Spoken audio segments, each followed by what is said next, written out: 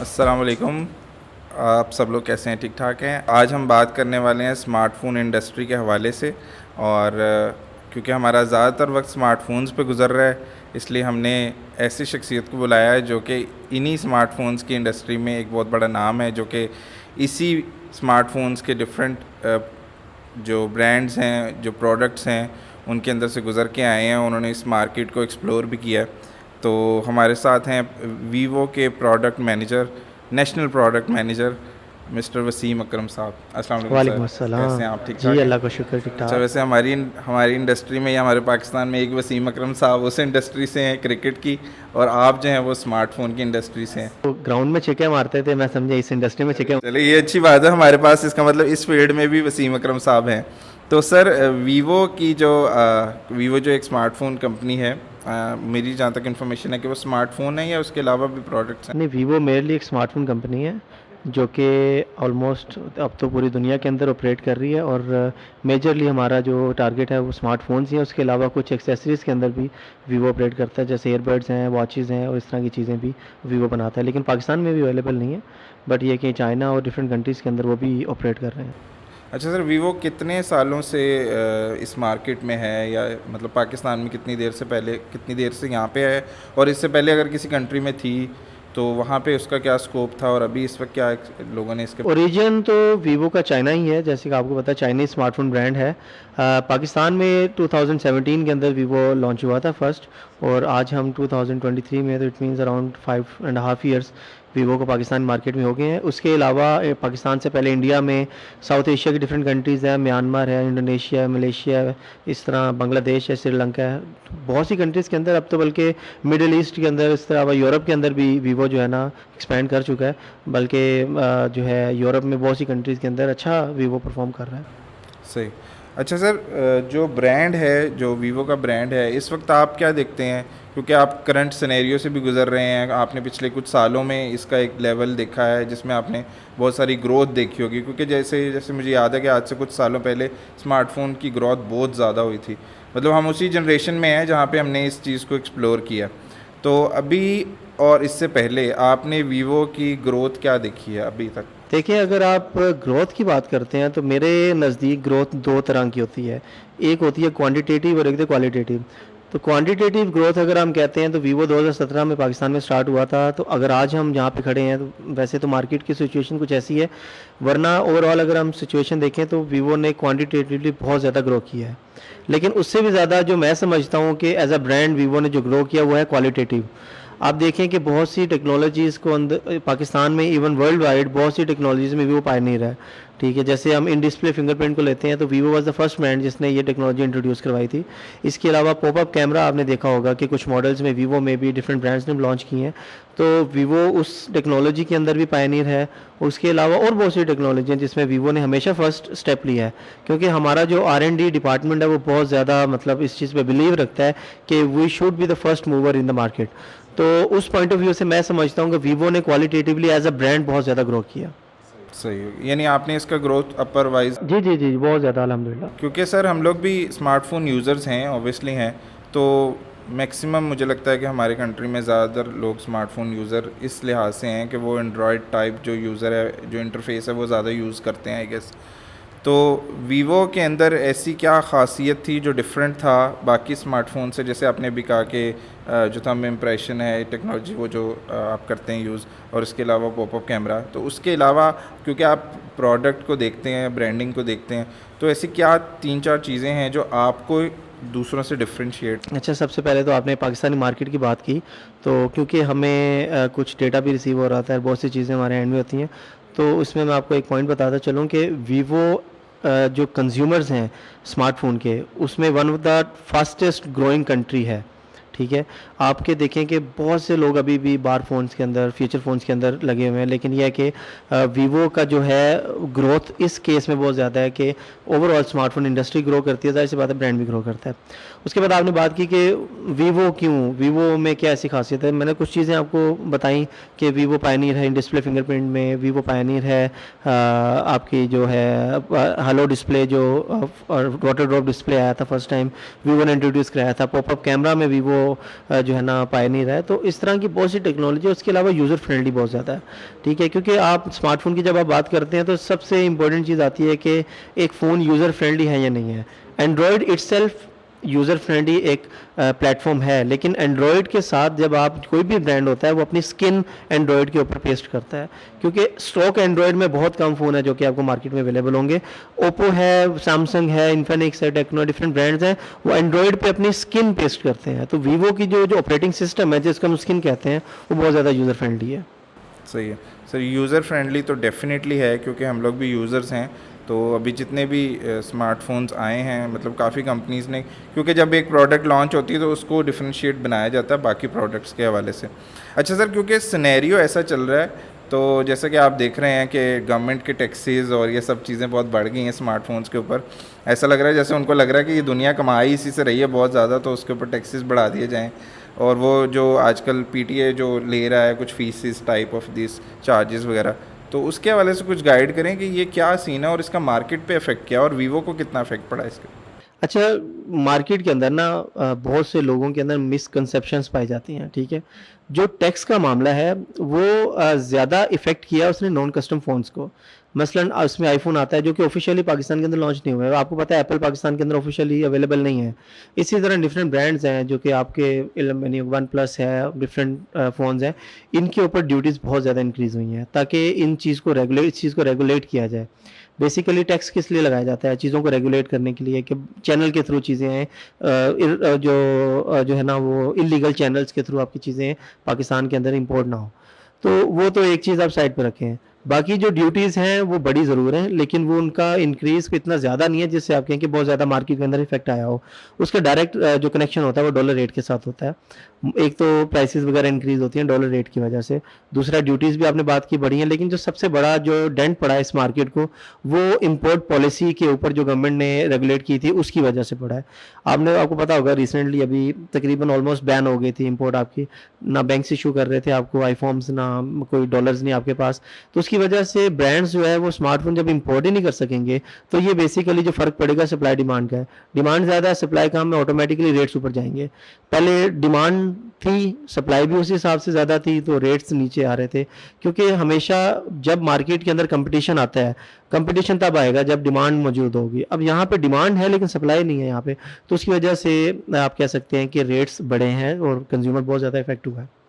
अच्छा सर, क्योंकि आप डिमांड और सप्लाई के अकॉर्डिंग से बात कर रहे हैं, तो मुझे ऐसे लगता है कि शायद एक फ़ोन है आईटेल जो पाकिस्तान में प्रोड्यूस हो रहा था, कुछ यानी कि कुछ फ़ोन्स ऐसे हैं जो जिनकी असेंबलिंग यहाँ पे होती है, कुछ के यूनिट्स यहाँ पे नहीं है, कुछ जैसे क्योंकि कुछ आप इंपोर्ट कर रहे हैं तो उस पर ड्यूटीज़ ज़्यादा हैं। तो क्या पाकिस्तान में कुछ मोबाइल्स हैं ऐसे जो पाकिस्तान में बन रहे हैं या सिर्फ असेंबलिंग यहाँ होती है? तो वीवो क्या कर रहा है इस वक्त? अच्छा, इसमें जो आपने आईटेल की बात की है, बेसिकली इनकी जो पेरेंट कंपनी है उसके अंदर ये 3 ब्रांड्स आते हैं। आईटेल है, टेक्नो है और इन्फिनिक्स है। ये तीनों बेसिकली एक ही फैक्ट्री के अंदर आप समझ असेंबल भी हो रहे हैं और कुछ हद तक प्रोडक्शन हो रही है। आप मुकम्मल प्रोडक्शन इसको नहीं कह सकते, ज़्यादातर असेंबली ही है। उसके अलावा वीवो है, ओप्पो है, रेडमी है, इन्होंने अपने असेंबली प्लांट बनाए हैं और सैमसंग ने इवन नेक्स्ट स्टेप पे जाके इन्होंने प्रोडक्शन प्लांट भी लगाया है। तो वो made in Pakistan basically phones हैं और हर चीज़ देखें ग्रेजुअली होती है, स्टेप बाय स्टेप होती है। अभी आज असेंबली प्लांट्स हैं ब्रांड्स के, कल को प्रोडक्शन भी करेंगे। प्रोडक्शन कंपनीज़ को करने का फ़ायदा ये होता है कि जब वो एक्सपोर्ट करें, तो जब हमारी गवर्नमेंट्स अलाउ करेंगी कि हम एक्सपोर्ट भी करें तो जाहिर सी बात है प्रोडक्शन प्लांट्स भी लगेंगे यहाँ पे। सही है। अच्छा सर, हमारे मुल्क में ना एक चीज़ देखा जाता है कि हम लोग शायद आईटी में थोड़ा सा पीछे हैं हमारे हमसाया मुल्क से, लाइक इंडिया से। और डेफिनेटली बात है, वो बड़ा मुल्क है, उनके पास रिसोर्सेज ज़्यादा हैं, या शायद कह लें कि उनके पास रिलेशनशिप ज़्यादा है बाकी मुल्कों के साथ, तो वो लोग आईटी में हमसे थोड़ा सा एक स्टेप 2 स्टेप आगे हैं। तो क्या नहीं है, 1-2 नहीं है मेरे ख्याल में, ज़्यादा है ज़्यादा स्टेप ठीक हो गया मेरा ख्याल वहाँ। बल्कि स्टेप भी नहीं है, वो छलांगे हैं। अच्छा, वो इतने लोग आगे जा चुके हुए हैं, तो इसका मतलब वहाँ पे भी बहुत सारी कंपनीज जो हैं वो अपना ब्रांड लॉन्च कर चुकी होंगी स्मार्टफोन्स के हवाले से।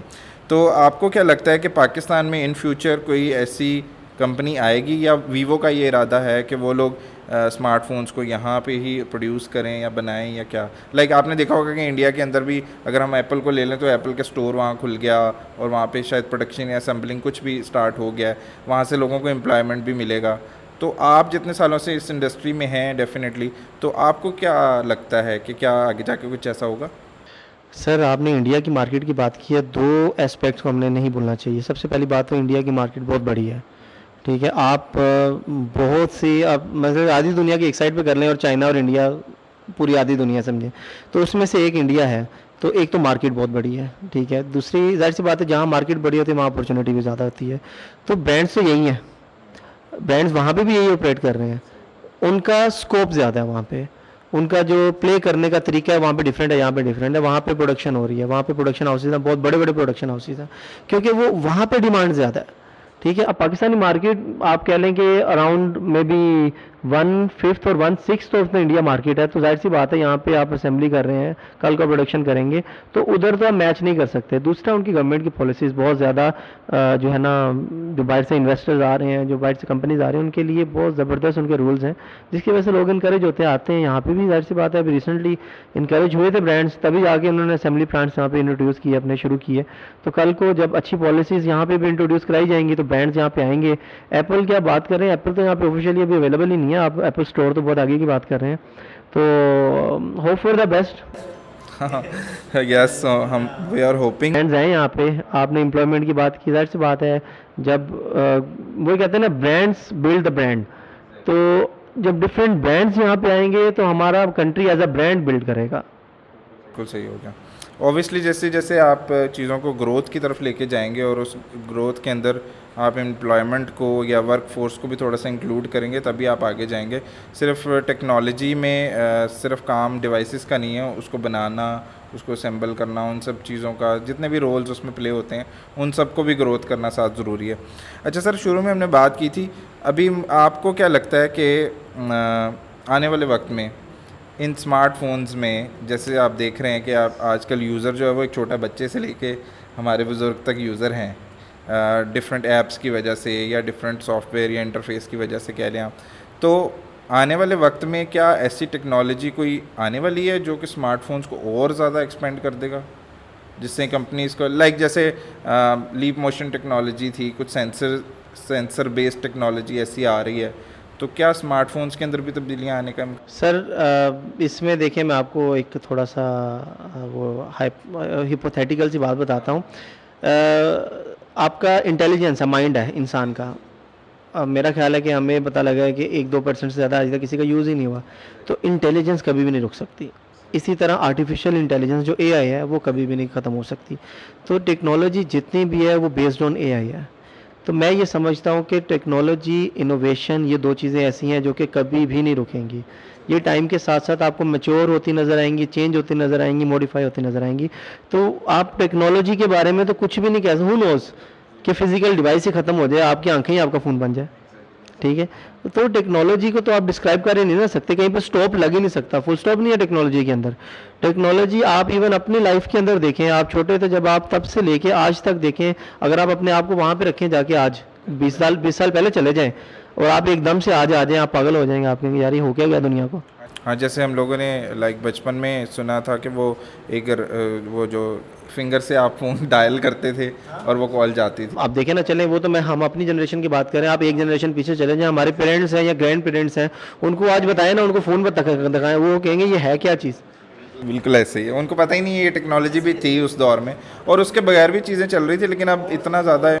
ये जो हम जिस सेंचुरी के अंदर इस वक्त हैं, इसमें तो टेक्नोलॉजी बहुत फास्ट ग्रो की है और आगे आगे आप देखेंगे मज़ीद फास्ट ग्रो करेगी। सही। अच्छा सर, अभी लास्ट क्वेश्चन इस सेगमेंट का ये है, अभी क्योंकि हमारा नेक्स्ट एक और सेगमेंट है जिससे हम आप छोटे छोटे कुछ क्वेश्चंस करेंगे, क्योंकि आप ब्रांडिंग में है, मार्केटिंग में, स्मार्टफोन से रिलेटेड है, तो क्या आपको उन चीज़ों के बारे में भी पता है कि नहीं?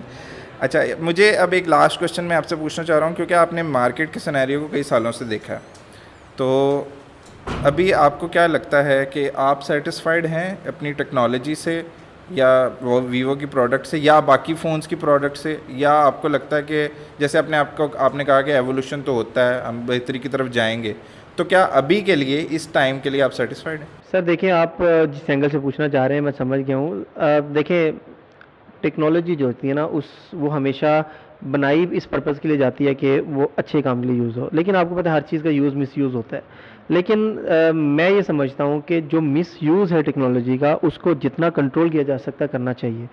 ये एज एन इंडिविजुअल भी मेरे पे ज़िम्मेदारी है, एज अ ब्रांड भी ये ब्रांड्स के ऊपर ज़िम्मेदारी है कि उसका मिसयूज़ कम से कम हो। बाकी अगर हम पर्सनल डेवलपमेंट के अंदर देखें, आप ह्यूमन डेवलपमेंट के अंदर देखें, जितनी टेक्नोलॉजी ने हमारे लिए आसानियाँ पैदा की हैं, तो ज़ाहिर सी बात है हर बंदा सेटिस्फाई है। आज मोबाइल फ़ोन के अलावा अब आपकी ज़िंदगी है, मुझे बताएं। तो आप मुझे बताएं कि 2 दिन आपका इंटरनेट बंद कर दे, बल्कि अभी रिसेंटली पिछले कुछ दिनों में हुआ है, तो मैं तो मतलब कि मुझे तो समझ ही नहीं आ रही थी, मुझे तो लग रहा था मैं स्टोन एज में चला गया हूँ। ठीक है, समझ ही नहीं आती। आपका मोबाइल फ़ोन एक दिन के लिए आपसे दूर कर दें, ऐसे लगता है कि आप दुनिया में ही नहीं हो, आपके पास कोई चीज़ ही नहीं है। तो बेसिक नेसेसिटी हमारा स्मार्टफोन बन चुका है, और इसकी जो टेक्नोलॉजी है वो बहुत बेहतर है और बेहतर हो सकती है। There is always room for improvement. तो इम्प्रूव हो रही हैं चीज़ें और बेहतर हो जाएंगी इंशाल्लाह। चलें, ठीक हो गया। तो सर आगे हम बढ़ते हैं हमने हमारे नेक्स्ट सेगमेंट की तरफ। अच्छा जनाब वसीम अकरम साहब से हम नेक्स्ट सेगमेंट जो है उसके अंदर हम जनरल नॉलेज के छोटे छोटे क्वेश्चंस पूछेंगे, जिसमें वो आई होप कि हमें जवाब दे पाएंगे। ये जनरल नॉलेज पाकिस्तान स्टडीज़ तो नहीं है? नहीं सर, वो उसमें मैं भी इतना अच्छा नहीं हूँ, लेकिन हम थोड़ा सा कोशिश करेंगे टैक्स से रिलेटेड ही रहें। अच्छा sir, first smartphone in the world आप बता सकते कौन से ईयर में काइंड ऑफ? कितने नंबर का क्वेश्चन है ये? नंबर आपके फुल पूरे, अगर आप सारे के जवाब दे देंगे। नहीं तो अगर गलत जवाब दिया कितने कटेंगे?